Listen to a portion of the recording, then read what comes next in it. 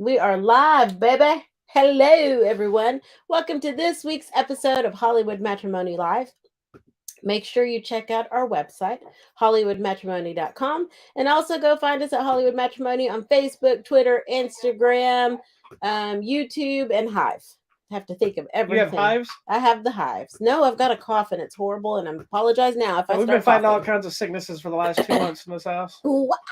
I'm finally yes, but we're That kind of not. sickness. But we are in fact not down with the sickness. I'm not down with the sickness. We're just down with having it. I'm Ugh. actually finally fine for the first time in like 2 I was months. feeling really good, and today I don't know what happened. I came home.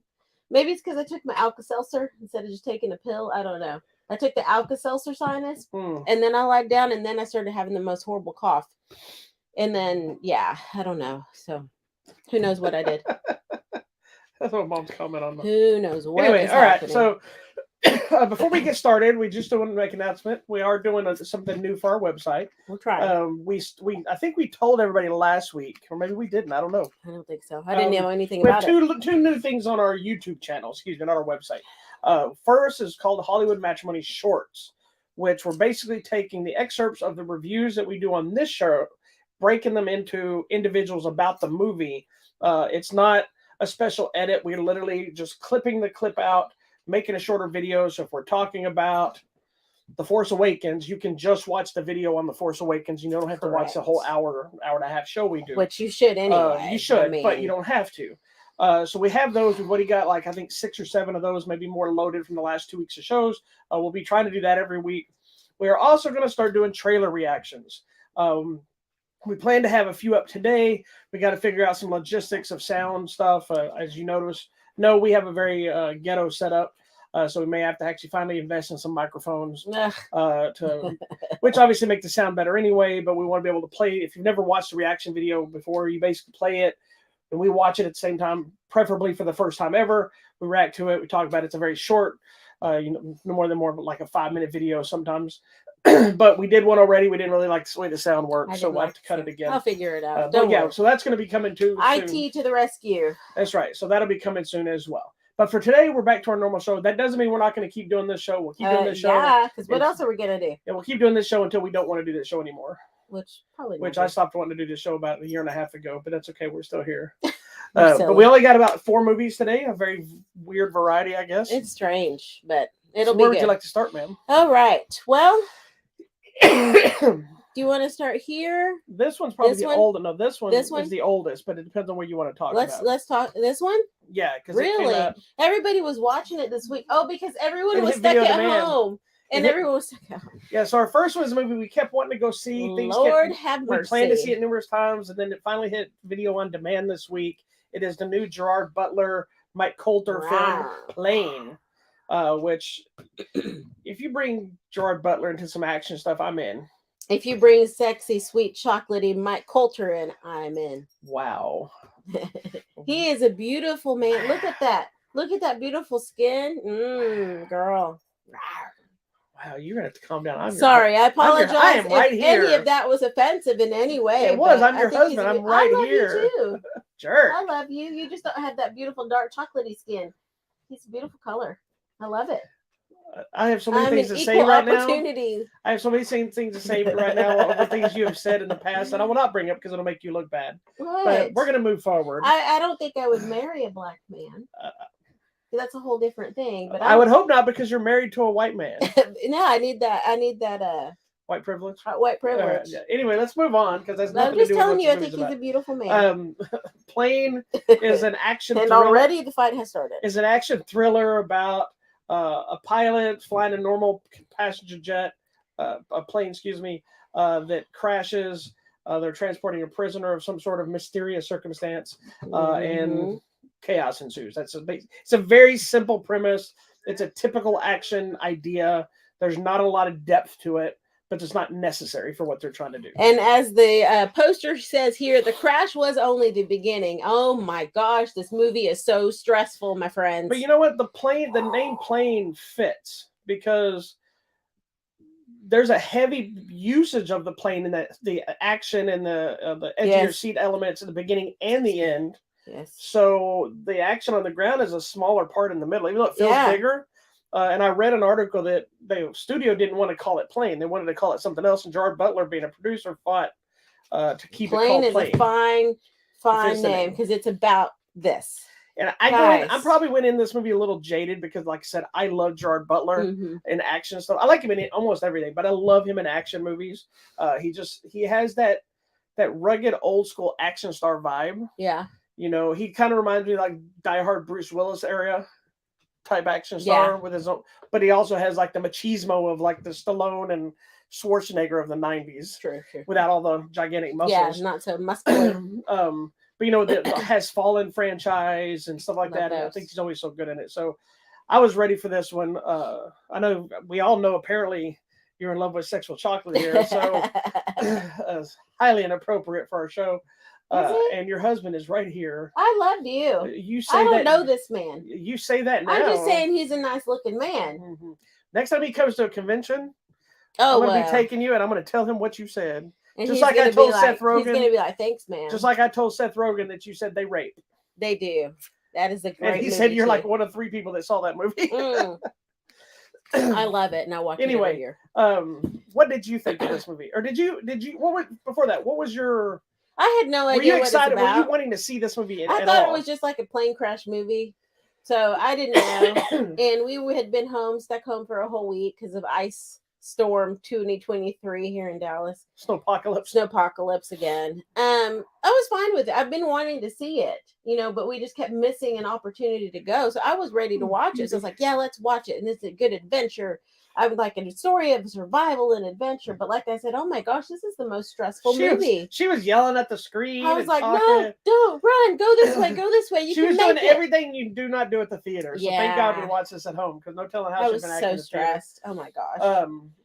I really dug this movie. It was more than I thought it was going to be. Yeah. I think what I expected was that we're going to have a plane crash. They'd probably do a big budget, epic plane crash, and then it was going to be a lot of fighting on the ground, and then they would escape, and that'd be the end of it. Yeah.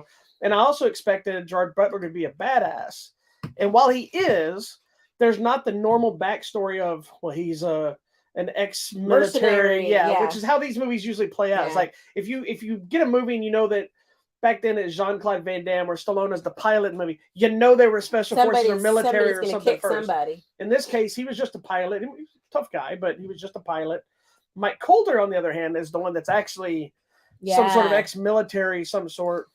And we don't really know all his story, No, and they do. The movie is fine as a standalone, but they do kind of set up where they could do more stories. Mm-hmm. And I kind of hope they do. But I thought it had some great action. I liked that. The fighting. And the guy I really liked was actually the co-pilot guy. It's a character named Dele, and he's from Hong Kong. The real guy is Yosan An. Because he and Gerard Butler have not most, but a lot of scenes together. Anytime they're flying the plane, they're together. And I really appreciated, that he held his own as the co-pilot, but I think also as an actor with Gerard Butler, and trying to fly this plane and like do this. He's like, yeah, I got it. Do this, got it. I think and he's really there backing him up. They use his character smart too, because when Butler and Coulter are off, as the co-pilot, he's now kind of in charge of the passengers, and they give him a couple of moments. So they're not like super heroic fight moments, but they give him moments of stepping up to that role, because I think this is like one of his first flights or something. Yeah, and the guys and Gerard Butler's like the veteran pilot, and he's like, "Oh, great to fly with you," blah blah blah. But yeah, he clearly is listening. He's stepping up, and he has stuff to lose just like everybody else, but he still puts himself out there. I agree with you. He was really good. I really liked addition. But I always appreciate in these kind of movies when the action star. He kind of in this movie. This almost kind of reminded me. This could be a part that Harrison Ford played back in the Patriot games and that era. Yeah, where he fights and he holds his own, but the fights are sloppy. Because they're not hits somebody and falls over. That was my always favorite thing of fighters. watching Harrison Ford fight scenes. Is he throws a punch and he throws his whole body into that punch. Which that's not how you're supposed to do. No, but if you want to hurt somebody and you don't know how to fight really well, then you hit them with everything you got. Yeah, but, I get it. But he also has moments where he never comes off like a buffoon. He just looks like a guy. He's gonna fight and survive. Yeah.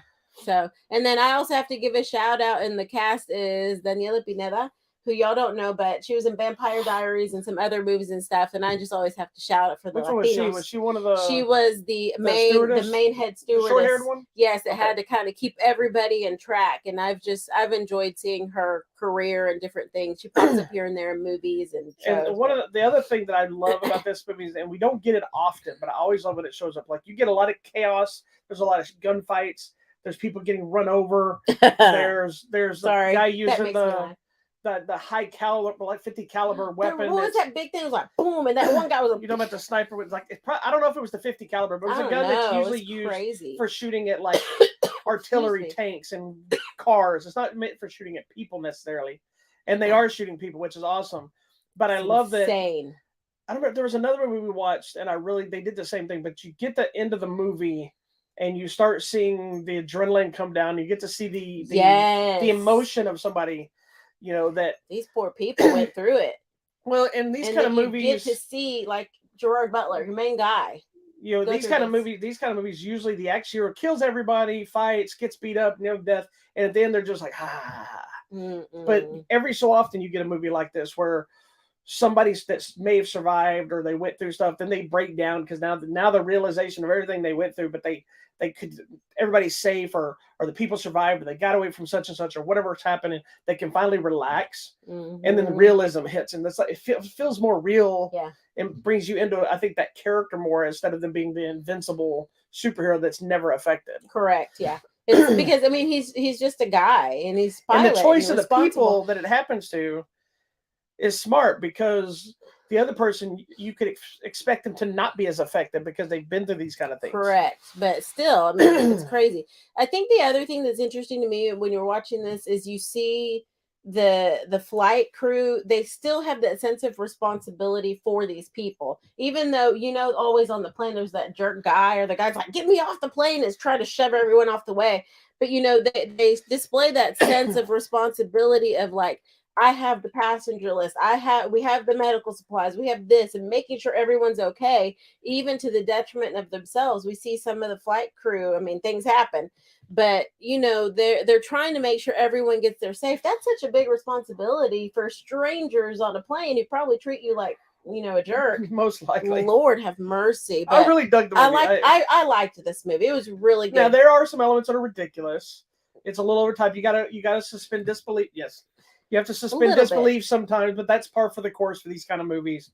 If there's going to be a plane crash and there's going to be gunfights, some ridiculous stuff is going to probably happen. Yeah.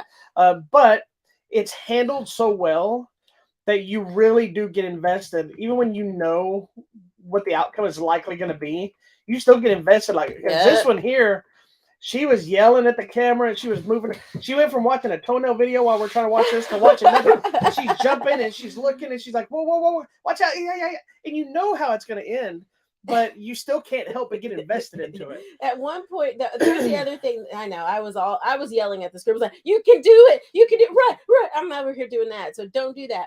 The one thing that I did like at certain points in the movie is they're speaking, Tagalog, which is one of, I guess, the Filipino language, but at some point there are no subtitles, which I actually dug. I dig, and we honestly don't know. I was like, wait, are the subtitles on? Yeah, we don't know, to be honest. If you've seen this movie and you saw subtitles, let us know, because that we had subtitles on because I have to watch everything in subtitles. Yeah. So I don't know so the English was subtitled and part of theirs was, but part of it wasn't. So we don't know for sure if there was a settings wrong. We don't know. That it just wasn't showing them, or if they did on purpose, which I like when they don't know. Because if they did it on purpose, I was just like, okay. It makes you just as confused as the people in the movie. I think I understand what's happening. But I appreciated it. I liked it. I always like that when you're just as confused as the people that don't understand their language. Because subtitles sometimes make things too convenient. The only thing that remember when we were in Bangkok and we went to go watch that Marvel movie and the aliens start talking. I was like, oh gosh, but the subtitles were in English. I was like, yes. The rest of the thing. I'm trying to remember what are you talking about? The aliens. The alien language when the ether and the weird aliens. Was it not normal English? No, they were speaking alien. Yeah. Whatever it was. They were elf. Well, they were speaking elfin. That's why you threw me. Whatever. Aliens. They were dark elves. Dark elves. Yeah, we saw Thor: Dark World in Thailand. That was a beautiful theater. And It was in English, subtitled in Thai. Yes. Until that sequence. Then it was in English, and I was like, oh, thank God, because what are we gonna do? But it was English language, Thai subtitle until the elf language, and then it was English subtitles.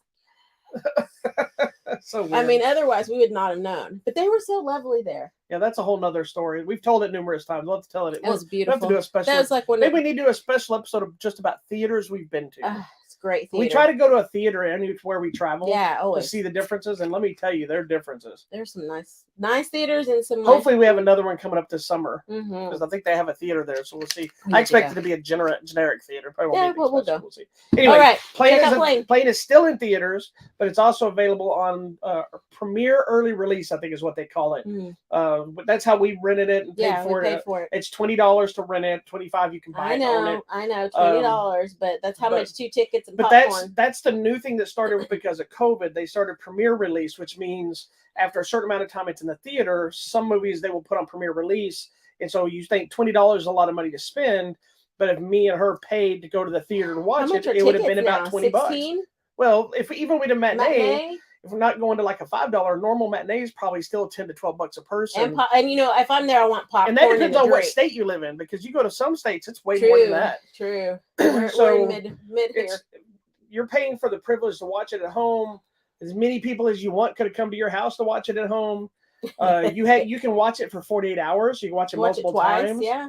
You can pause it and go poop. You can that did happen. Stop it and then go watch it again. Finish it tomorrow. Yeah. You know, there's a lot of options to it. So that's what we did. We paid and rented it, watched it at home. It's fine. And then I'm assuming it'll probably come out on Blu-ray and video in the next few months. Yep. So check it out. Anyway, check it out. What's next, sister? Let's see what's next. I think everything else on the list was fairly new stuff. Okay, let's go here because I've so many things. Okay, so this one I have to kind of set up because some of you will know this, some of you will not. The next movie is a movie called Arthur Malediction. Is that right? Yes. Did I say it right? Correct.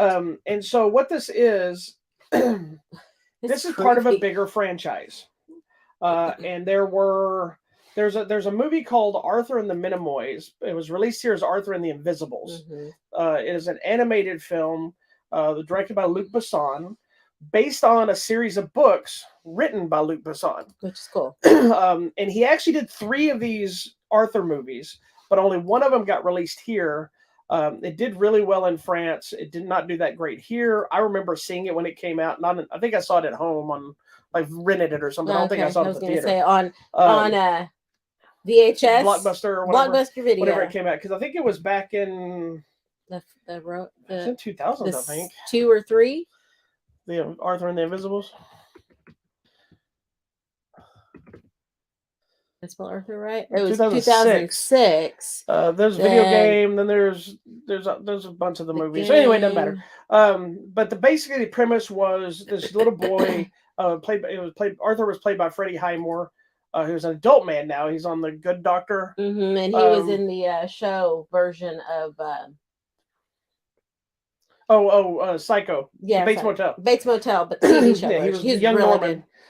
Anyway, so the story was about this young boy who his grandfather was some sort of an explorer, and they're trying to save their house, and he's obsessed with inventions and all this stuff that's from his grandfather. But he discovers this magical world underground that are these like elf type. They're like little mini people that live underground. Yeah, they're like these little elfin type people.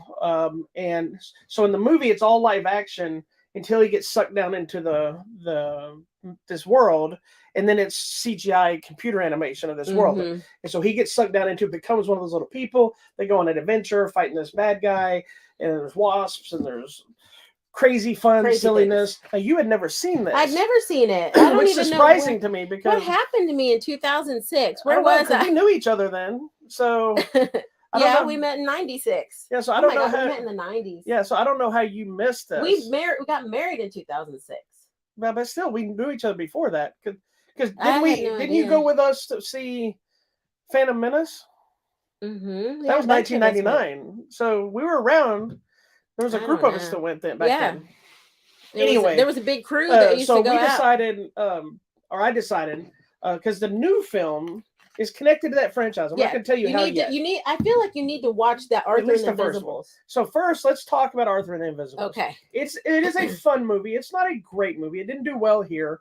So they never released the second two films here, at least to my knowledge, any kind of official release. They may have done a Blu-ray or VHS release or something, Probably. but I've never seen them. But you need to at least watch this first one, I think, to understand. Yeah, so we found the first one world. on Freevee. Yeah, it's on Freevee. So you have to watch commercials. But okay. It's free on the V.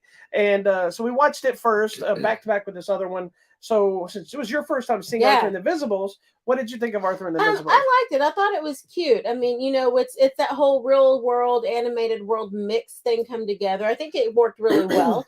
I am a fan of Freddie Highmore now, so seeing little Freddie is actually really cool. I feel like I'm talking about the Freddie. You know, he's see, and I was a fan of his.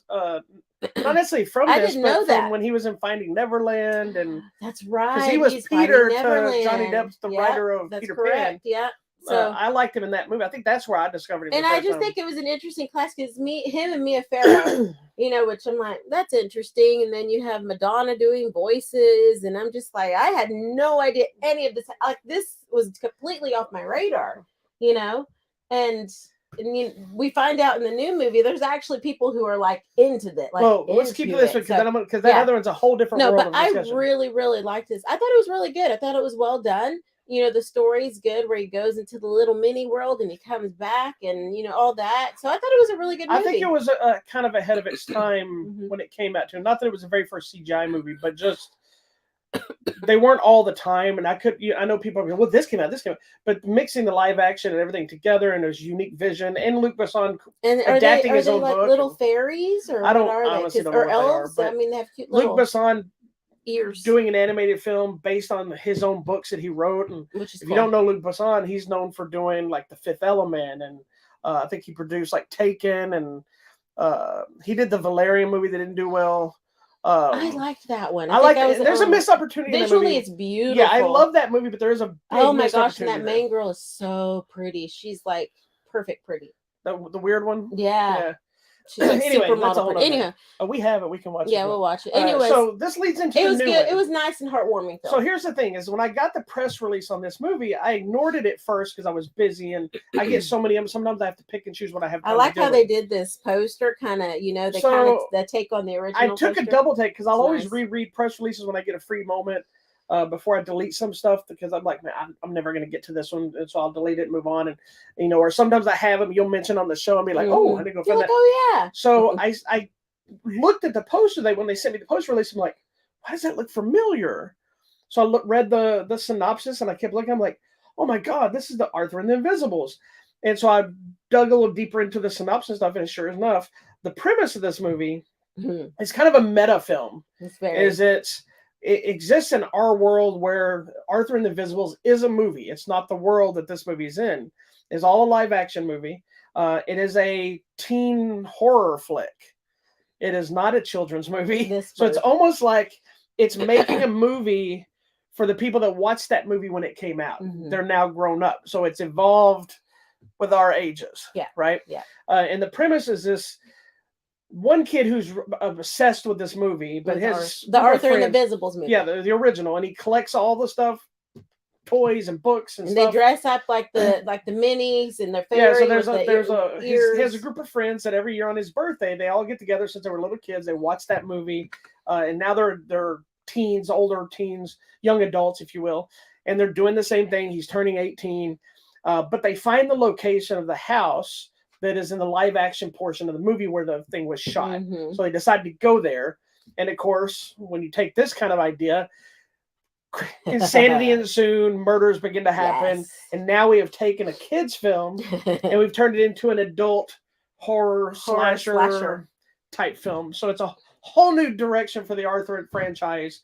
So now we have 4 films in the franchise, one released in the US, 2 that were not, that were all part of this cartoon, and now we have this new film. And is Luc Besson involved in this? Luc Besson produced this one. Okay, so he knows what they did with his material. He's directly involved with this. I don't think he wrote it, but I could be wrong. Hold on, let me look something real quick. So this one is in French, so it is a subtitle. We watched it in English language for some reason. I think we were working. No, I think they or is that what they sent it? Oh, okay. Yeah, well, we got the English. I think it was a dubbed version. release because it's a U.S. release. Yeah. So It's interesting because, like I was saying, in this we find out, I guess there's a following of the Arthur and the Invisibles series. So him and his friends, like you said, they watch it every year, but they dress up as the characters, the fairies or the elves or whatever they are. They dress up, they have a movie watching party, they're like, Arthur, and they're saying all the lines, and it's so cute. And so his friends, for his birthday, they're like, we found the house, we're taking you there for your birthday, surprise. So, road trip movies and all that, but then I like it that it has some of your classic horror elements. Whereas like the guy that's like, get out of here, kids, it's dangerous, and shows up with the shotgun, and you have like the giant dogs they like are chasing people, and just weird things start to happen. Here's my thing. And you don't know if are these things real, or are like the fairies real, but they're not Weird friendly? Stuff starts to happen. Yeah, you don't know. You don't know who's doing the killing, but you don't. Is it art? Are the invisible Minimoy things that are coming out and murdering people? Is it the villain from the movie? That was, I think they called him M or something in the movie. Now you have Arthur and Malediction. You're like, oh, is that what this is about? Is that what that's about? Here's my thing. And Luc Besson did write the screenplay for this. Oh, okay, good. So he is very involved. He's producing it, and he wrote the screenplay for it. Babe, if you're gonna take me to the location of a movie set, and it involves any kind of trek through the woods, and there's a mysterious log blocking our car, we're not going. I will tell you right now. We're eventually going to go over to the Texas Chainsaw Massacre gas station. Because that's here. Yeah, and there's a hotel there you can stay. Oh my daughter's gone, and she survived, so we can survive. Okay, yeah, she's a scaredy cat. Yeah. So they have a place where you can eat barbecue there too, and we're going to do it. People? We're about to find out. Ugh. So anyway, here's the thing: is I enjoyed the movie. It's very slow. It takes a while to get to anything. Things finally start happening. There's some fun kills or some fun things that happen. I was not a fan of the reveal of how they handled the ending of it. It makes more sense. Yeah, it makes sense. To what the story they were doing, but it's not what I was hoping for. I found it brave to go that direction because to me it was a little bit of a letdown. It didn't hurt the film. It just wasn't what I wanted. Yeah. It makes way more sense to make you believe in this film, sort of, because it's also kind of a dumb reasoning, but at the same time, the horror films make a lot of sense sometimes. No. What about you? Did you have a vision of where you thought it might be going, or well, I guess with you not knowing anything about anything. I didn't know anything. I thought like, oh my gosh, was the Arthur Invisible movie real, and these characters are real, and they're still there at the house? That's what I thought. Because, at one point, somebody makes an illusion that the land is sacred. So I'm like, oh my gosh, what if these spirits of the whoever are really there protecting the lands and stuff? But then in one vision of mine, I was like, what if Freddie Highmore is actually there and he never left and he's a crazy killer? Or what if Mia Farrow's still there? I'm thinking all these weird things. Those would have been fun. Yeah, I know. I was going all over the place, but you know what? I really enjoyed this movie. I liked it. And here's one good thing I will tell you. The black guy does not die first. Thank you, French film. Maybe that's only U.S. cinema. What's funny is it was filmed French horror cinema. It was filmed in Normandy. Normandy. Is the actual house actually a real thing, or did they build that house? I don't know. I'm assuming that house really existed when they think, but I don't know. I don't know if it's a real. I don't know where the original movie was shot. So this one was shot in Normandy. So I'm assuming. Who knows? Anyway, I don't know. But it sadly the movie did not do well. It was considered a bomb in France. I guess some people just weren't ready to see Arthur and them turned into this kind of film. I liked it. I thought it was very but cool. I found it creative. I found it a fun direction to take something that clearly was a hit on some levels and not another, but a passion project for Luc Besson and him to do something new with his own creation. Yeah. And like I said, it's people that watched it back in 2006 are obviously adults now. Yeah. And so they can kind of, I think those are people that are going to enjoy the movie more. The people that know the original movie. Like if you just watch this movie as is, it's going to be like, what? Yeah, you need to watch that because original. they do intercut some of the stuff, but if you've never seen the movie, there's elements that aren't as impactful. And it won't make sense in relation to the killers and the things that are going on and how people are dying and all this stuff. It won't make a lot of sense unless you know the story. because there's things they find like, oh look, here's the gnome, and that gnome will mean nothing to you, Right. you know. And if you don't have those connections, it loses a little bit of it. Yeah. So it is a movie that's not going to be for everybody. It's not perfect. It's again, it's not what I'm going to be watching all the time or anything. It's a little slow. A little slower for me, and like I said, I wasn't really a fan of the direction it went, but I understand it and appreciate it, and I applaud Luc Besson for trying to do something different with this. I liked it. I really enjoyed it, and I appreciated that we watched it back to back. It was fresh, and I knew what was happening. I like some of the creative kills, because some of them aren't even slasher related. It's just circumstance that happens to somebody, and you're like, "Oh, you're dumb." You know, it's one of those things, just dumb things. It's not overly bloody either. No, so it's not. It's really almost like I don't know what rating it has, but it's almost like a PG-13, because I think they have it written prohibited to spectators under 12 years old by the French cinema thing. So to me, that's like a PG-13. That's their PG-13. I don't know the rules here because I don't think it's getting like a big standard theatrical release. I think it's on video on demand. But I think fans of that Arthur series are gonna like. I hope you like it. Maybe if you like, hope you're not gonna be those people. They're ruining my childhood. Yeah, I don't think so. I think it's a clever twist on it. Yeah, but I do highly recommend watching the original film and then this one back to back. And it's also kind of a weird experience. You sit through this kids movie, and then you immediately watch into a movie that's not a kids movie, that's connected to the kids movie. It's kind of this weird, surreal meta. But this makes me worried. Like if we're gonna go like to Guatemala to the pyramids where they shot Star Wars and some crazy killers there, like is that gonna happen to us now? Lord have mercy. Who knows? Anyway, that's weird connection you just made. But whatever. I know, because it's about Arthur Malediction is available now on video on demand and digital. So go check it out. But again, watch the first one if you find it. I don't know why I'm suddenly getting the hiccups. You can find it on Freevee. I don't know if it's anywhere else. You can probably buy the Blu-ray or DVD or whatever online on the line. But Freevee is not a pay service, so you can just it's free. Go find it and watch it, and then watch this one. There you go. All right, next. Let's see what's next on our list. Oh, we got to talk about this. This one? All right. The next on our agenda is the latest DC animated film, which is a little bit of a concern because we don't know if we're going to still be getting these. Yeah. Kind of a side note. Yeah. The announcement. James Gunn, who is now co-CEO or co-head of DC Studios, he's basically the new Kevin Feige, who is the head of Marvel Studios for DC. And it's a good decision because he's the guy that made Guardians of the Galaxy, Suicide Squad, but he's apparently a big DC fan. So they've made a lot of changes. Some people are upset. Some people are happy. They are doing animated stuff.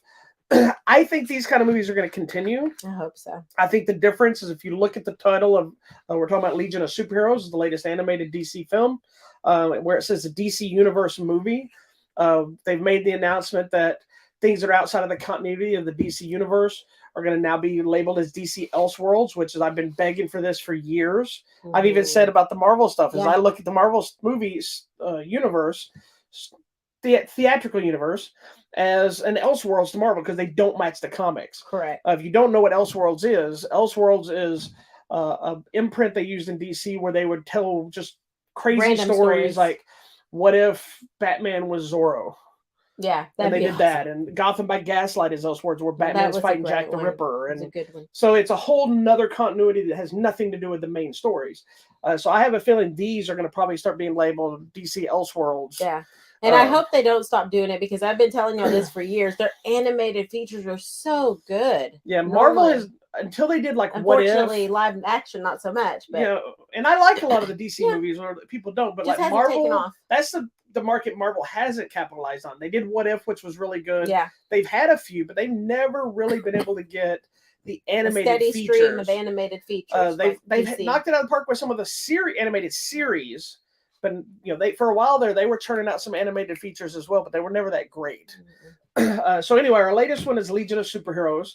You don't know much of anything about. I don't know Legion. I'm in League, so I guess I'm in modern time, stuck behind the times. So, if you don't know the Legion of Superheroes, they're from the 31st century, and it's Brainiac 5 and Bubble Boy and Timberwolf and all these different characters that are basically people are futuristic heroes. There was another animated series called, I don't remember if it was Superboy. I think it was Superboy and the Legion of Superheroes. It was on for a while. It was a great show. What I'm happy about this new one, although I don't think the title's correct, and I'll explain to you why. But this latest one is given the focus to Supergirl. And Supergirl's story has always been different than Superman. She's more jaded because she was older when she came here. She wasn't raised by happy people. She got to watch everybody die, so she's grumpy. She didn't get to grow up on that farm. So in this case, instead of Superman going to the 31st century, they sent Supergirl so she can kind of be trained and learn. And so they set it up. They also, this artwork and style feels more like Man of Tomorrow, Green Lantern, Beware My Power, those that era that I wasn't. Series. I haven't been a big fan of that art style, but it's growing on me. Yeah. So this looks like it may fit in that same universe of those films. Yeah. So you not knowing anything about Legion of Superheroes, I'm assuming, I don't know if you like Supergirl or not. But what did you think of this film? I liked this film, and I mean, for me, it's all brand new characters. I don't know any of these people and any of their superpowers. I don't know what's happened in the 31st century. How do I know? But I do kind of like that we got to focus on Supergirl without Superman, because it's always like that thing's happening. There is a little thing at the beginning where in our time, and Batman's like, you need to do something about her. Yeah, you do. I love Batman. You do get a hint of Batman and Superman in the story. Batman's just like so rude. He's like, you need to do something about that, because he's like, I ain't having all that. So that kind of happened. Did you ever watch the Super Sons movie? That was the last one. I don't know if you ever sat and watched it. It was basically Damian Wayne and Jonathan Kent, which is Superman's son. And it's all about them teaming up and working together. And it's like, same thing again. It's kind of the thing. It was like, you need to get him in line, and he's like, wait. And then when Damien does one, he's like, why don't you get yours in line? He's like, he's a work in progress. It's that same vibes. That's a whole movie of that crap. But it's funny to me because when we watch these movies, like all this stuff, you're like, oh, that's Brainiac 5. Oh, that's Timberwolf, and you're like, I don't know who any of these people are, but okay, you're so nerdy. It's funny, and then you'll ask me, it's like, so is Brainiac 5? He's gonna be bad guy later, right? And I'm like, no, Brainiac 5 is part of the Legion of Superheroes. You're like, that doesn't make any sense. Brainiac's a bad guy. I was like, that's not Brainiac. It's Brainiac 5. Well, and that's the thing. She thinks it's Brainiac too, so she goes on the offensive, like. Well, and that's one of the things I will tell you this first and foremost. This is my least favorite DC movie to come out. Yeah. Mostly because I don't care about the Legion of Superheroes. I'm not a huge fan. I don't like it because I don't care. It's hard for me to care about the characters when I'm not a fan of them. I know. I don't hate them. I like some of them as individuals. I like Timberwolf. I like Brainiac 5. I love Bubble Boy. Bubble Boy just because he's hilarious. Who's the guy with the arm? His arms fall off guy? Yeah. Boy or whatever. And that was the whole thing with the Legion of Superheroes. Everybody was something girl, something boy. He's like, I am now arms fall off man. Yeah, that was the whole thing. And every character that was in the Legion was always boy, girl. Invisible Girl, Saturn Girl, Bubble Boy, not Bubble Boy, but whatever it is. So it's like that was kind of a thing, and that's why Superboy was a good part of it. Supergirl is a good part of that. But at the same time, my issue with the movie became it's a Supergirl movie, so it should have been called Supergirl and the Legion of Superheroes, because 90% of the movie is just Supergirl and Brainiac 5. Yeah, not the rest of the team are there. They're all there. There's very different iterations because, like the Justice League, there's been tons of different members of the Legion of Superheroes, and they were a big group like Justice League. They weren't just like this one little core thing, but they didn't get as much screen time as a whole because this is Supergirl's story, and I know part of the reason they're doing this is because they're pushing Supergirl. Yeah, because there was. In the canceled Batgirl movie, a new Supergirl was going to appear. I'm very upset about that. I know. Somebody recently, one of the other people recently came out, one of the new heads, not James Gunn, but the other guy. Yeah. He said his quote was that Batgirl movie would have hurt the DC brand. Nobody knows why he said this. So something about that movie, I guess, didn't work. Okay, well, so they dumped it. So yeah, but they have the rumors are they're still planning to use the same girl that played Supergirl. They're still planning to use the girl that played Batgirl in some fashion, whether she plays Batgirl or something else, I don't know. And they have announced a new Supergirl movie. Yeah, and we had a live action movie. We haven't got anything with Supergirl outside of the original Supergirl movie, and then like Smallville. and then we had her TV show on the TV CW. show. So there's been this surge of Supergirl properties, which thankfully the Supergirl series ended because it was starting to get really good the first few seasons, and then it was just trash. Mm. Brainiac 5 was in the Supergirl series as well. So anyway, again, I'm not a huge fan of the animation style, but it has grown on me, so I enjoyed it. There's plenty of great action. I do like that we're seeing different characters. Yeah. Whether I'm a fan or not, as much as I love Superman, as much as I love Batman, as much as I love Spider-Man, as much as I love, all these main characters in all the different universes. I know that he's Marvel. I like seeing stuff that are characters that don't get the spotlight. That's one of the things I loved about Black Adam. Is I don't think we should have ever had a Black Adam movie. Yeah. I get it, and I really actually love that movie. But I love that we got Hawkman, Dr. Fate. And as useless as Atom Smasher and Cyclone were in that movie, I love seeing new characters, and getting to see them come to life. My comic nerd likes seeing, hey, I remember seeing that guy in this issue or something. So it's a fun movie. It's the weakest, but not a bad movie. It's fun. Yeah, I mean, I liked it just fine. Like I said, I don't know any of the characters. I'm not heavily invested in it, but I thought it was a fun movie. It's not as good as some of their other animated features. I'll give you that. So yeah, so if you're a fan of Legion of Superheroes, I think you'll really enjoy this movie.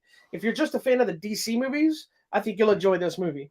If you hate the DC movies, or you hate Supergirl, or you hate Legion of Superheroes, you'll probably hate this movie. So it's kind of going to depend on where you fall in the comic nerd status. Mm-hmm. But big props to DC for not always relying on just Batman and Superman and Wonder Woman. Yeah, they're trying to mix it up, which I appreciate. I like Supergirl's getting a push. I like the Legion are getting a push. I'd like to see them. The next one they're coming on is another Batman movie. I would love to see them, branch out and even get some other characters, but we'll see what happens. All right. Well, there you go. And before we leave, we are going to discuss real quick the DC announcements and just what's coming out. Okay, we'll talk. So anyway, so moving on. Legion of Superheroes is available now, Blu-ray, DVD, and 4K. So check it out. Thank you. All right, next. Is our last one? Yeah. All right. This last one is a romantic comedy drama. Lord have mercy. Which is another one that I was sold. I didn't know a lot about the movie. I've only seen the trailer for this movie once. It's called Spoiler Alert. And ironically, I saw it when we were at the theater and you left to go to the bathroom. Okay, because I didn't know anything about this movie. And hey, we're going to watch this movie about this guy. And it's got Mighty Little Man's voice in it. It's like, okay. Jim Parsons, who's from, obviously, but most people know him from The Big Bang Theory. And, Sheldon, and he's kind of gone on to do a few things here and there. He's been working, but I don't think he has had a real big moment. Yeah. He's been the narration on Young Sheldon, and he's been in some other films and stuff. Yeah, for sure. But this one is a movie called Spoiler Alert, which is a romantic comedy drama, as I said, based on a guy's real book of his life and experiences, and it's about a gay couple. The ups and downs of their life, their meeting, their relationship, but also dealing with one of them being sick. Yeah. And that's basically the story you're dealing with. And what caught my attention that made me really want to see this movie, and I was so upset you missed the trailer, is the trailer is funny and heartwarming, and know there's going to be some drama. But and this is also one of the issues I had with this movie. I really enjoyed the movie, but Jim Parsons' character collects Smurfs. Oh, yes. And that's this movie. And it's like, it reminds me of my Star Wars collection and your Buffy collection. Yeah. My Star Wars collection is probably a little more obsessive looking than your Buffy collection. I don't have all my stuff up either. Right. But I like how to defend yourself, you told me you had more. I have more stuff, I don't have it now. I was making you look better. Oh, thank you. Thank you. You just pointed out your nerdness after you called me a nerd a minute ago. You're already But in the trailer, they show it, and he's just like... And I've been in that moment. So I wrote in the review that part of that movie made this movie relatable to me, because I've been there where somebody sees your stuff and they're like, because they're not collectors. But in this case, it opened the door for other things because of the weirdness. Yeah. But I was upset. It was almost like one scene and they didn't really mention it. It's in the background. I wish there had been more Smurf talk. I know. I was so bummed out that we weren't going to get because I thought it was about it's going to be a whole relationship with this guy dealing with him and his Smurfs and be like, what the heck? And I kept yelling at her because there's these little rubber pre-posed we had Smurf some around figures here somewhere. I used to have a bunch of them. My friend Danny, my best friend, I don't know if he still has them or not, but he had a massive collection of just those figures.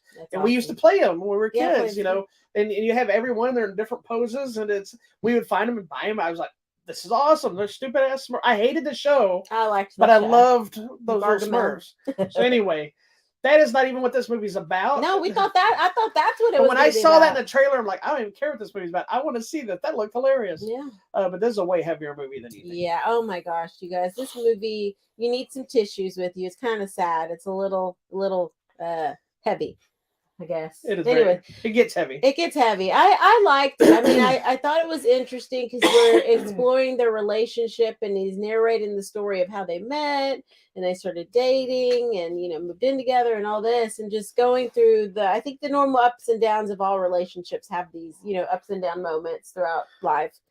Well, it's interesting too, because they mention how kind of at the end, without any spoilers, spoiler, they mention, like, I was looking for a love story or a Hollywood love story, but what I got was a real life love story.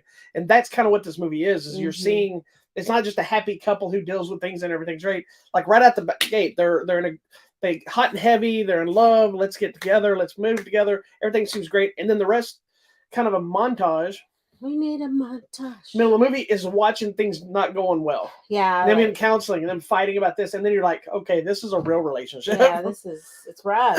But then, you know, it's one of those where you find out one person's sick right in the middle of you trying to separate and figure your lives out, and somebody's sick. That's usually how it happens. Something goes wrong when something happens. Yeah, and so them trying to struggle through the emotion of that, but also the reality that someone's very ill, and what do you do? So I kind of liked that weird. I mean, I don't like that. I don't want that to happen to anyone, but you know that we're exploring that, like you said, that no, right now I feel ill, but you know how that's happening.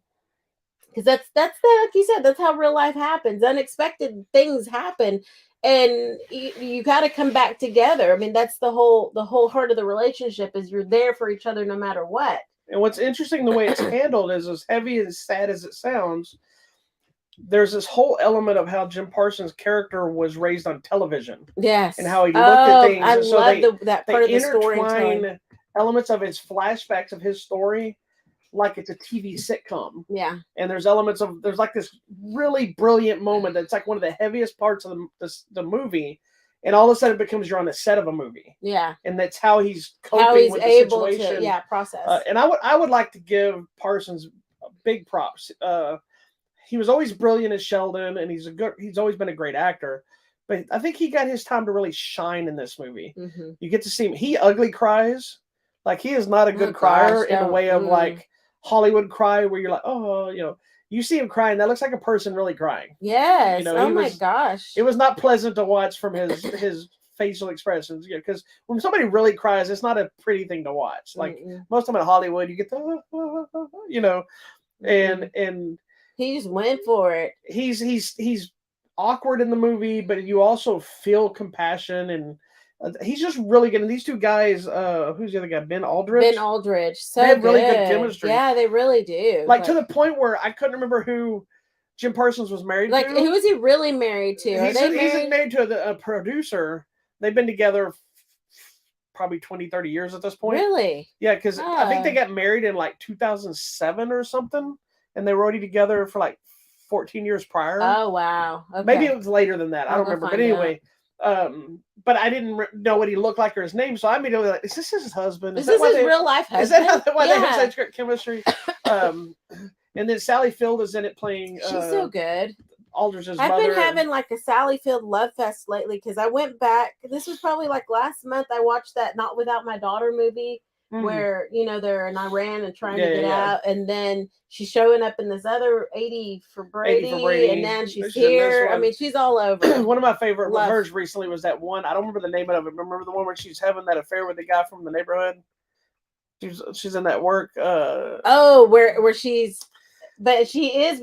Yeah, she's fantasizing. Yeah. That was a great movie. I have to look it up. I don't remember the name of the movie. It's so good. Anyway, I really enjoyed this movie. It was more than what I thought it was going to be.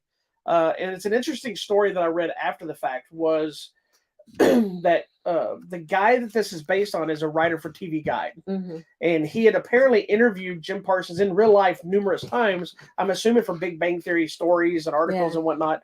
And they said that he had written his book and they were doing some sort of a Q&A reading that he asked Jim Parsons to come in and moderate. And when he got a copy of the book, his husband, Jim Parsons' husband, said apparently came in and with him reading and Parsons was sobbing over the book.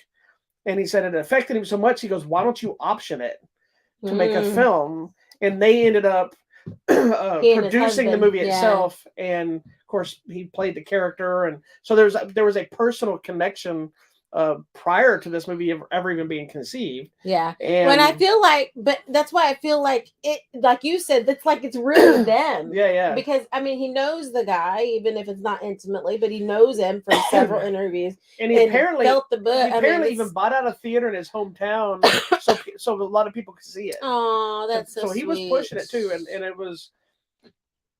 I hate that this is a thing, but I'm sure the movie doesn't get the right amount of audience because of being a gay couple. Ugh. Because there's so many people that will throw a fit about, like that movie Bros that came out. I love that movie. I never really got your full. Oh, it was so funny. You did you didn't laugh as hard as I thought you would, but I think you're watching toenail videos because but because I feel like I'm used to being his man on the street thing. And he was toned down. He was very calm in that, so it was. Bros is one of my favorite movies last year, and I had blowback from a lot of people that were like, I would never watch that movie. Only because it was about gay people. And all it was a very generic. It was a romantic comedy that just happened to be a gay couple. Yeah. And this one is a romantic comedy drama.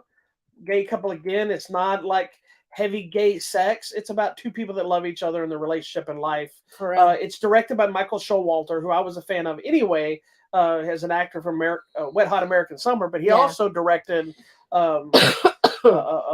Lovebirds, and he directed The Big Sick. Oh, okay. So that kind of brings that in. So, anyway, I really enjoyed this movie. It's really good, guys. Just bring your tissues. It is in theaters as well, but it's also streaming exclusively on Peacock right now. Okay. So if you have Peacock, the paid version of Peacock, then you can actually watch this, which is what we did. Yeah. But if not, you can watch it in theaters, and then I'm assuming they get the video release. There you go. Just grab your tissues. So is that the last movie?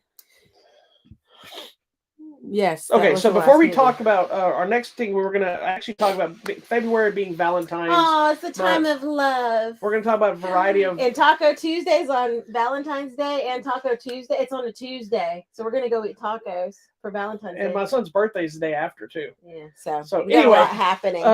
He's a love child. Lust. I like calling him a lust child. Yeah, he didn't in make an accident. Wow. But before we get that, we're going to talk about every week. We're going to pick a movie that's a love film of some sort. It might be a movie about obsession. It might be a horror love film. It might be a romantic comedy. We don't know what we're going to pick. We pick our own movies and we talk about it. And there's a whole argument going on about it right now, and we'll talk about that argument. But because we talked about Legion of Superheroes, I do want to throw out a quick excerpt about the announcement this week from James Gunn. For those that don't know, like I mentioned earlier, James Gunn and I don't remember the other guys, Peter or something. It doesn't matter. They became co-CEO or co-heads of DC Studios. And so what they've officially announced is a group of projects. They said they've mapped out the next 8 to 10 years of DC. They're planning to make it work where everything is connected: TV, movies, gaming, animated. And the one thing different that Marvel and DC has done is Marvel has been connecting everything. Yeah. DC had kept all their CW shows separate, which is so from the movie bizarre stuff. Which to me, I always thought it was a little weird too. Like if you want to make a Flash movie, well, there's Grant Gustin. He's been the Flash for 10 years. The show's not great anymore. Thankfully, it's ending, but he can still play the Flash. Correct. You had Smallville, but he could have been Superman. And he wanted to be. But anyway, so. He talked about what they're going to do share the announcement. Do what? I'll share the announcement. What they're going to do is, first of all, they announced the Elseworld branding, which things like the Batman, Joker, Teen Titans Go, those things will be classified as Elseworld, so they can keep making movies of the Batman or the Joker and Teen Titans Go episodes and whatever else they decide to throw in that element, and that's going to be a separate entity.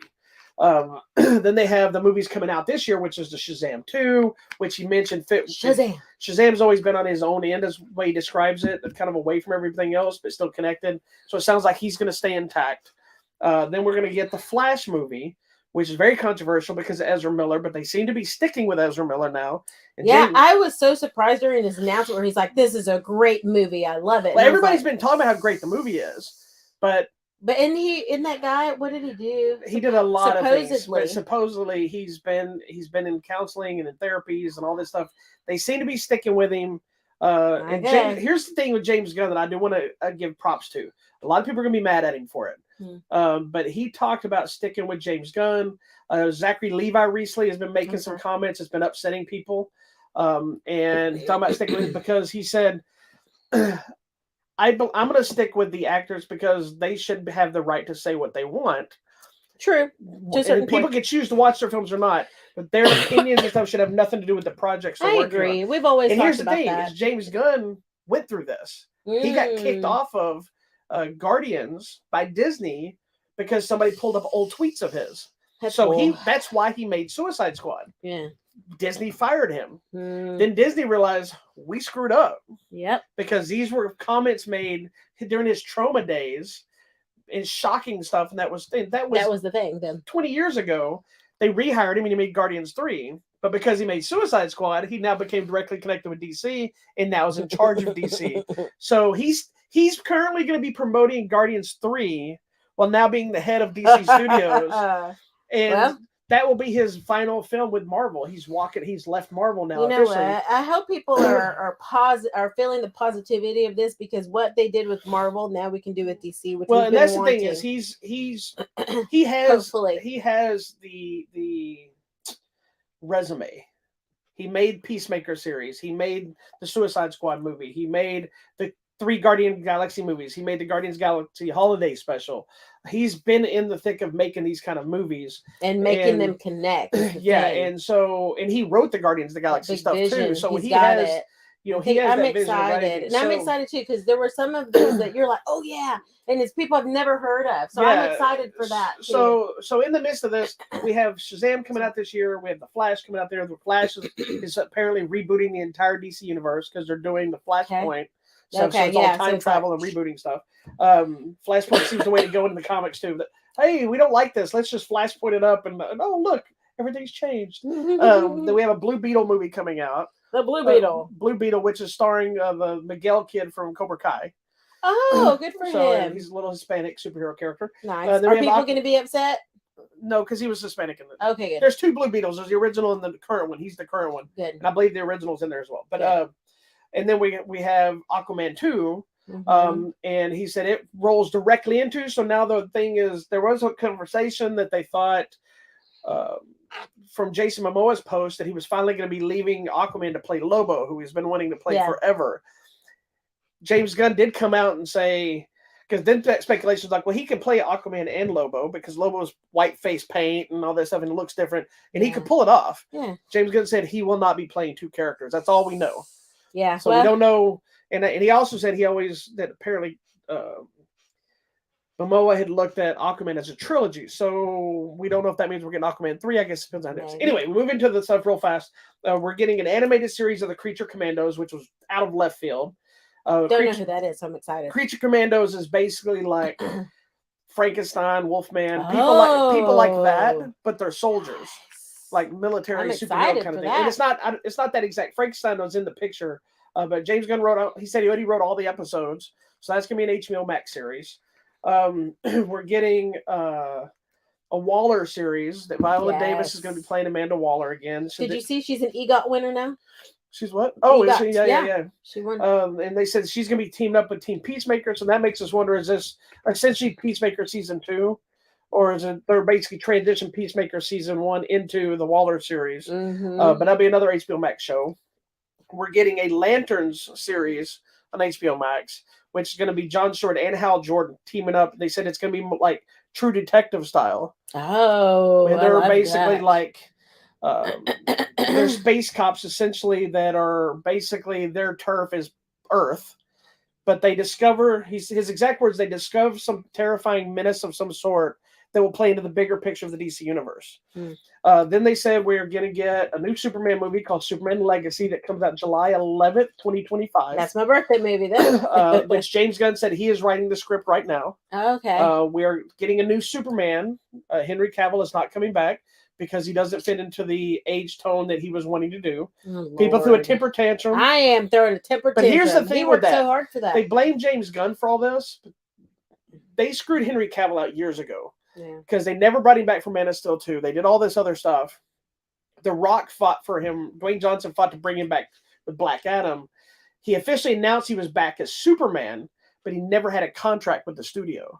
So the previous person never contracted him to play Superman again. Everybody just assumed we were getting it, and then all the other stuff happened. But you also can't be saying things without a contract. But there's been a lot of rumors that he may be playing, and now I forgot the character's name, in Marvel, which is a Superman-like villain, and in Thunderbolt. So we'll see if that actually happens. He would be perfect for it. But he also had been announced that Henry Cavill is now in charge of developing a Warhammer franchise. He's a big gaming guy. So oh my gosh, you're going to be so... I was stupid excited when they announced it. You're so excited. But they announced he's going to be playing, I think it's Imperium that he's playing. Not going to play, but that's who they're possibly going to play.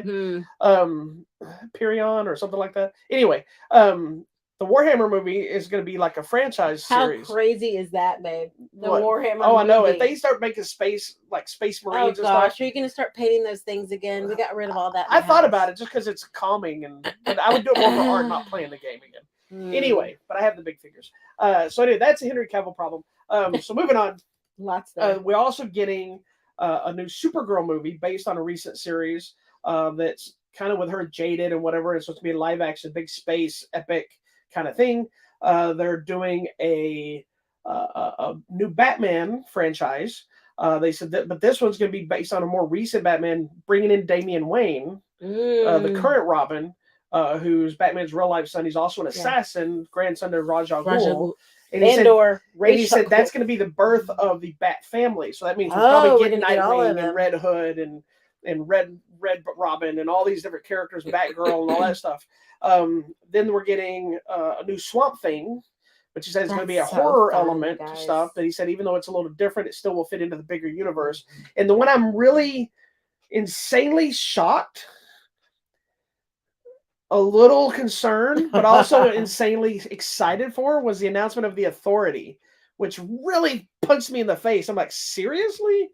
The Authority is from Wildstorm, which was part of Image that was created by Jim Lee. Okay. And Jim Lee, when he went back to DC, he left Image. He sold his entire library of characters to DC now. So they own them, and they've been in and out, and it's Midnighter and Apollo and all these. They're basically a group of superheroes that are going to protect the planet, but they do things their own way. Okay. They don't necessarily follow superhero rules. Like Midnighter beats people to death, but Midnighter and Apollo are a gay couple that are married. Oh, okay, cool. So Midnighter is kind of a Batman-like. Yeah. Apollo's a Superman-like, and they're polar opposites, but they're also in love with each other. So, but there's a lot of other characters, and it's usually very violent. There's this guy, Hawksmoor or something, I believe his name is. Jack Hawksmoor. I got it right here. He's always barefooted and he's got metal on the bottom of his feet.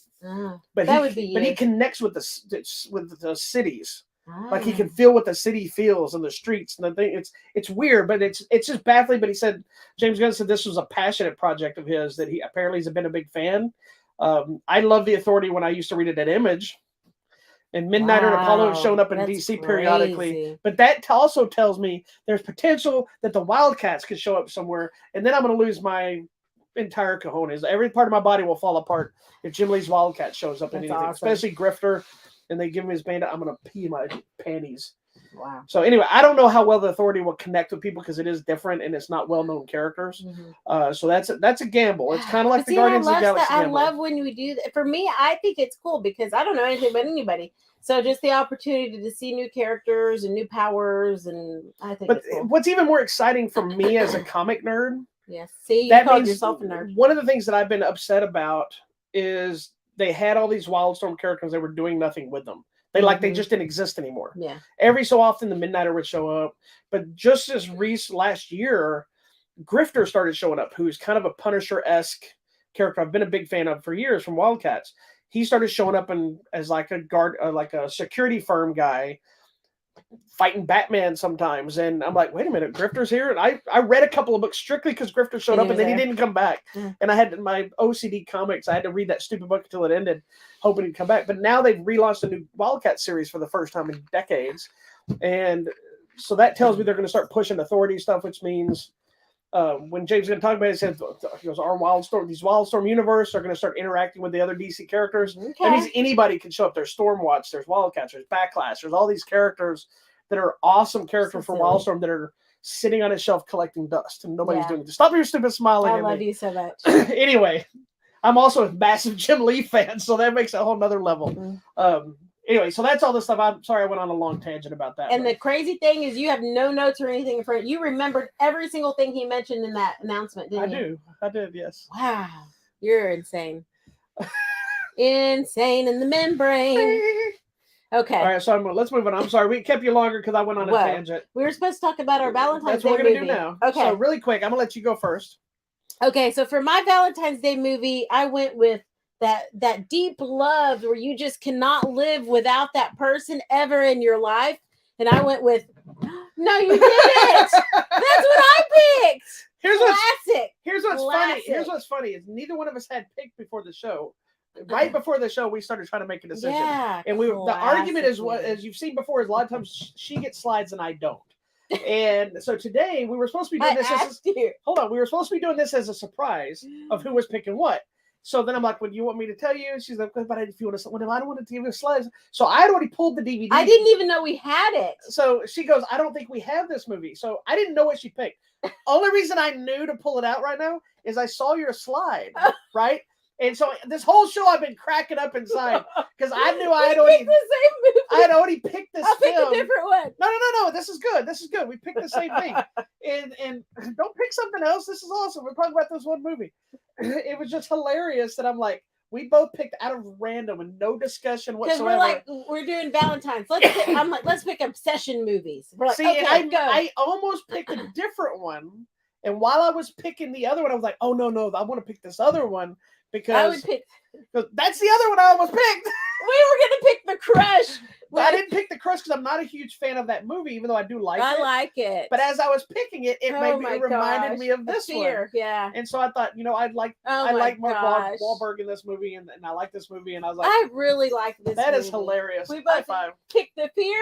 We both picked two movies. And The Crush. Without knowing we picked two movies. There you go. And I'm dead serious. This was not planned. No. Oh my gosh. How funny is that? I saw your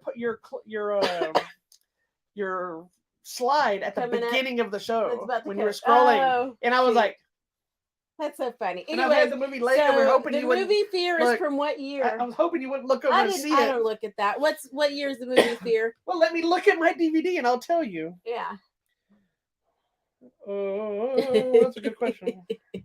That's hilarious. 1998. Wow. So this was a young Marky Mark venturing into film. Now this was still, I think, Basketball Diaries era. And a sweet little Reese Witherspoon, and he's that older guy that she's attracted to, and this is kind of like a Fatal Attraction. A little Fatal Attraction. It's like a young adult Fatal Attraction. Yeah, it's really cool. And I dug this movie when it came out. And yeah. And I know this is your copy because you don't take these stupid things off the top. Oh, that's fine. I'm gonna have to go watch this again. I really liked this movie. This movie has never been opened. Oh my gosh. And then the second movie I was gonna pick is The Crush, starring Alicia Silverstone. Which I like the movie, but it's not a great movie because I'm not a big Alicia Silverstone fan. I am. But I remember liking the movie. I saw both the movies in the theater. Oh wow. Yeah, I didn't go to the theater for that. That's just too funny. We picked the same thing. If that doesn't prove love, I don't know what does. Slasher. But we both went for the exact same two movies without having a discussion about it whatsoever. That means we can never leave each other. Yikes. That or we're dangerous around other people. Yeah. All right. Anyway, so next week we'll pick something else and see what happens. All right. Well, tell me what's coming out on the Divs or the Blu-rays. All right. So this week we're kicking off a new month. There's not a lot of stuff. Most of the stuff we talked about already. Legion of Superheroes is coming out this week on the Blu-ray, 4K, and whatnot. I believe Shout Factory is putting out a 4K release of Bubba Hotep. Oh wow! Which I love that movie. If you've never, have you ever seen Bubba Hotep? Yes, I think so. You Bruce made Campbell me plays watch Elvis. it. Yeah, you made me Oh my watch god, that. the movie is so excellent. Chicago is getting a 4K still, or I think it's a 4K, Oh, but at least really? Steelbook edition. The Return of the Swamp Thing is getting the 4K release, and then also some small movie from last year. Little Black Nothing. Panther: Wakanda Forever is coming out on Blu-ray and A DVD. Little Nothing movie. Yeah, but it's also already on Disney Plus and digital, so you can check it out. That's cool. And I think that's pretty much it of the bigger things. Okay. Then coming out this week online or at the movies, tomorrow on Monday, February 6th, there is a Fathom event and it's called Facing the Laughter Minnie Pearl, and it's a documentary about Minnie Pearl. So that'll be interesting. She's the one that had the price tag on her hat, right? Yes. From Hee-Haw? Yes. Yes. Coming out on Tuesday on Video Demand or Did you watch digital. Hee-Haw? A little bit. My God, I grew up watching that stupid where show they jump all out the and they're time. like, they jump out of the hay or the oats or what is it? I don't remember. I had to watch that show all the time. Did you watch Lawrence Welk with the bubbles? I did not watch that. Okay, that we watched. Coming out on Tuesday, February 7th, Video Demand and Digital. It's a movie called 1 Year Off, and it's a group of friends that just decide they're going to go on a 1 year vacation and just take time off from the world. So we'll see what happens because there's a big movie coming out this week. You'll probably be surprised it's coming out because I didn't realize it was coming out this week until a little while earlier today. Also on Video Demand and Digital, something called Millennium Bugs. I don't know. Could it be something about the year 2000? Yeah. It's last set in the last week of 1999. When the world was going to end. Or we were going to party like it's 1999. There were two things.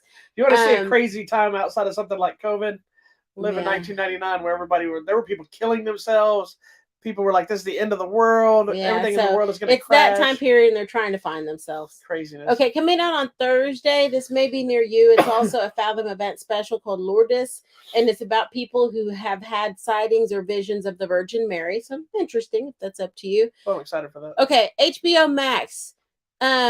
There is a special little movie here for you. Yeah, I think it's going to be probably just like a 30-minute thing. Harley Quinn, a very problematic Valentine's Day special, and it is an animated feature with Harley Quinn and her new love. It's based off of the Harley Quinn series that's on HBO Max. Because she's now married to... I believe they're married, her and Poison Ivy. Poison Ivy's, which it has Batman and all these different villains and heroes, and it's Kelly Cuoco does the voice of Harley Quinn. Yes. Well, and I only know that because you were watching that other movie. Yeah, I was finishing the final episode for the season. Coming out on Friday in theaters. Guess what, guys? It's the 25th anniversary of Titanic, so it will be showing in limited theaters near you, maybe, if you want to go spend 3 hours of your life doing that. I am so excited. This is the one I was not aware coming out this week. So we know it's coming out. No, I knew it was coming out, but I didn't know it was this Friday. Yeah, if it's for Valentine's Day. Well, I didn't know because I hadn't got a screening. I hadn't got anything for it. So I was surprised. Girls, and or guys. Because when the last one came out, we had a screening, remember? Because then they had Chippendale Dancers there. And this is the new Magic Mike. It's the final chapter, I guess, in our trilogy. So I guess we go to Magic Mike's Last Dance. Oh, yeah. We're not watching the other two, are we? We are watching all of them. It's going to be so Believe it or not, those actually are great movies. They're really good. They're fun. They're kind of heavy. And if you don't know, the original one's loosely based off Channing Tatum's real life as a stripper. Before he became Channing Tatum, he was stripping Tatum. But they're good movies. They're really good, and I love me some Salma Hayek. Steven Soderbergh directed the first two, so they were supposedly done, but they came back. Salma Hayek, yeah, they had an idea for doing one final one, and in the trailer, it even shows a connection all the way back to the original movie, which I thought is smart. I'm really excited. The only thing I'm concerned and upset. I'm hoping there's a surprise.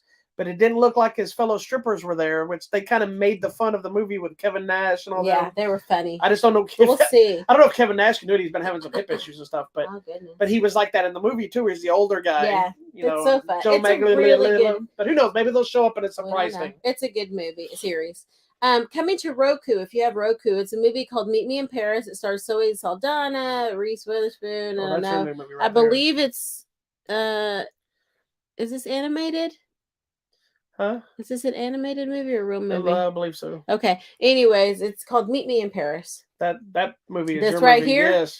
Coming to Netflix, Your Place or Mine. This is Reese Witherspoon, Ashton Kutcher, romantic comedy, Jason Bateman. Oh my gosh, I'm already excited. It's a Netflix movie. I already knew that's what's gonna be what we're gonna be watching. So okay. It centers on two long distance best friends who change each other's lives when one decides to pursue a lifelong dream, and the Olive volunteers to keep an eye on their teenage son. Madness is going to ensue. I know it right now, and I'm there for it. Coming to Prime Video, Somebody I Used to Know.